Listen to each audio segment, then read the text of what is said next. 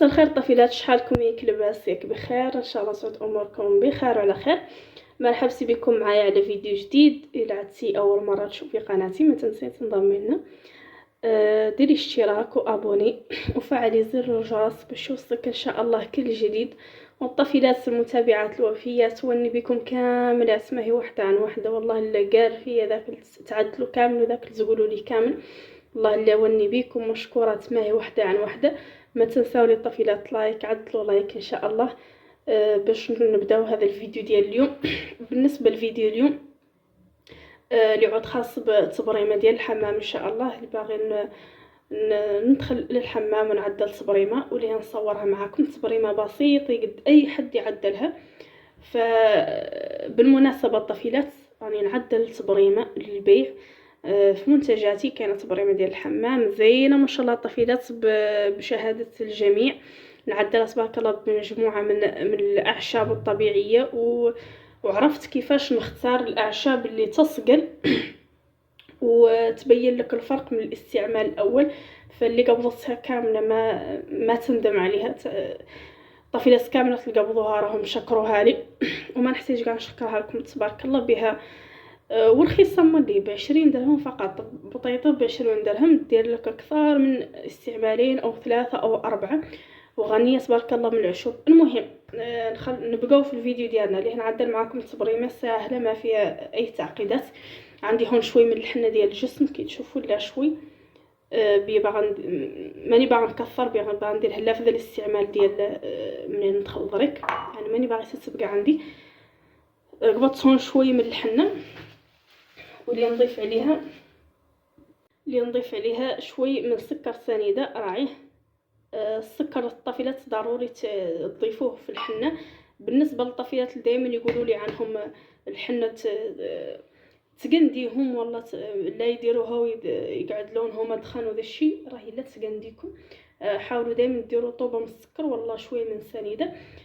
سنيده ما هي فقط الوقايه من قندي، فحتى هي راهي تصقل وملي تندار مع الصابون البلدي كتساعد الوسخ عنه يمرق بكثره.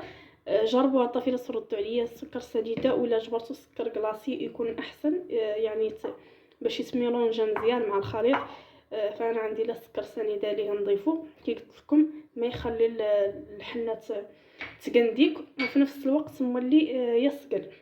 المكون الثاني اللي نضيف كتشاره صغيره من مايزينا او النشاء. مايزينا طفيلات نعرفوا عنها تبيض الجلد وتوحد اللون. ويلعادوا فيك تصبغات في كرعيك والله رقبتك والله في ظهرك. فمايزينا تبارك الله ما تخلي بلد الحب، الحنه تيبس الحب، ومايزينا ما تخلي لي طراس. فهذا الخليط طفيلات واعر ونتمنى فعلا عنكم تجربوه كيف هاي الطريقه اللي قلت لكم وتردوا عليا. صافي دريك هون ضفت 3 مكونات فقط، ماني باغا نكثر عليكم. تقدروا تضيفوا الخزامه، تقدروا تضيفوا البابونج، الورد، السدر. حتى السدر الطفيلات روعه، راه لا وافي عليا ما نعود درتو في ذي الوصفه.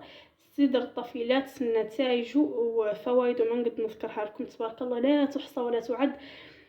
فاللي ما كتستعمل السدر راه فايتها ياسر، والله الحقيقه لا فايتها ياسر، خصوصا في التبريمات كيقلع تبارك الله الجلد الميت، يصقل الجلد عاقب منين تكملي من ديك التبريمات اللي تلاحظي الفرق.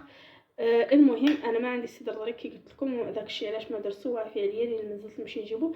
صافي ليه نضيف شويه من الصابون البلدي، نحاول نخلط هذا الشيء بشويه من الصابون البلدي. كي قلت لكم هاي الخلطه اللي نعدلها فقط للاستعمال واحد. الا عدتوا ليه تخلوا عندكم كميه كبيره وتموا كل نوبه تستعملوا شوي ما تضيفوا الصابون البلدي، خلطوا فقط النواشف وخلوا الصابون البلدي يعني تعودوا ليه تستعملوا الخلطه. صافي لي نحاول نميلونجي هذا الشيء. الصابون البلدي قليل، غنزيد شويه. هاي البطه ما بقى فيها شيء. هنا عندي الصابون البلدي خليته في الثلاجه بهاي الكميه ما يخسر ما والو. الطفيلات اللي يقولوا لي عن الصابون البلدي دائما يسيح لهم، فإلا خليتوه برا الثلاجه اللي يسيح كي شفتوا هاي البطه داك الصابون البلدي اللي فيها كان سايح لان هاي البطه كانت في الدوش. اما هذه دايرتها في الثلاجه فيها الصابون البلدي يبقى صالح لبقى في الثلاجه. فقط غطيه مزيان باش الثلاجه ما تشرب من ريحه الصابون البلدي. غطيه مزيان وصافي راه كيبقى على حاله. شفتوا ما سايح ما والو.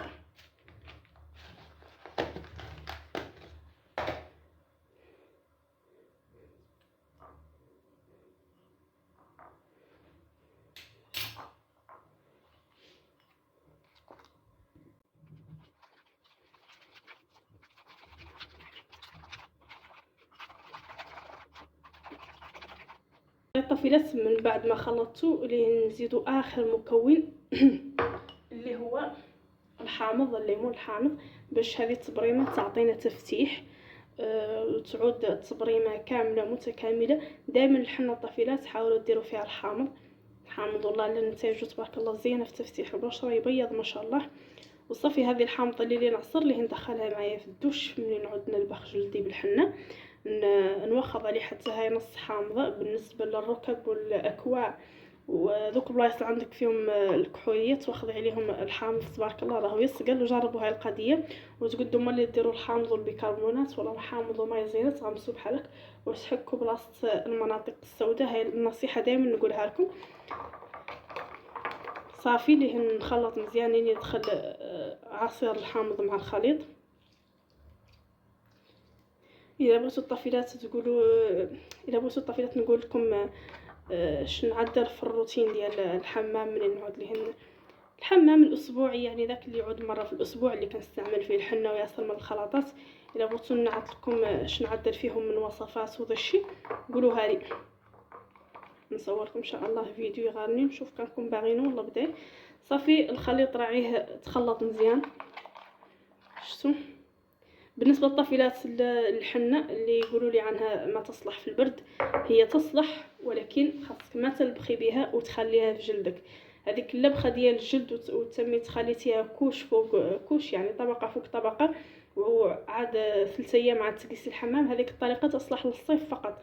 اما في وقت البرد كيف ظريك الجو بارد تبارك الله والسحاب كاع ما شاء الله، الا بغيتي ديري الحنه ديريها لا من تعودي تدخلي الدوش صافي، يعني ديريها في الدوش محدك جلدك حامي والبخار، يعني البخار فاتح مثلا حتى انك ديري الحنه في الدوش وغسليها في الدوش ومرقي بهذه الطريقه. ما يلي تقاديكم ما والو صافي. ليه مني لي ندخل الدوش ليه نحاول نراغن جلدي مزيان بالماء الدافي، والله ذاك البخار ديال الدوش اللي نحس على المسام ديالي نفتحو صافي. وندير الحنه هي اول شيء نديرها، وكي قلت لكم نعدل حركات دائريه بالحامضه ونسمى نعدل حركات دائريه في البلايص اللي باغيه ندير لهم تفتيح صافي. ولي نخليها 5 دقائق ولا 10 يعني ذاك البخار ديال الدوش يمتص مزيان فوائد الحنه وذا الشيء.